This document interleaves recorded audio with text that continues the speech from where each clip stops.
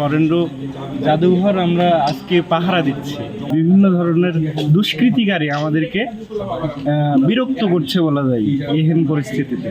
তো এখন আমরা সবাই রাজশাহীতে যারা যারা আছি বিভিন্ন ওয়ার্ডে বিভক্ত হয়ে রাজশাহীর বিভিন্ন গুরুত্বপূর্ণ স্থাপনা এবং বিভিন্ন ধরনের যেসব পারিবারিক ব্যক্তিবর্গ আছে তাদেরকে আমরা হেফাজত করার চেষ্টা করছি।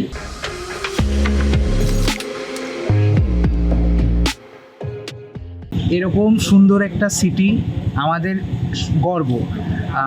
আমরা কোনো রকমভাবেই এই সিটিটাকে কোনো উস্কানিমূলক দল বা কোনো ধরনের কোনো দল এসে যে এই জায়গায় কোনো রকম ধরনের সহিংসতা বা নৃশংসতা করুক, এটা আমরা চাই না।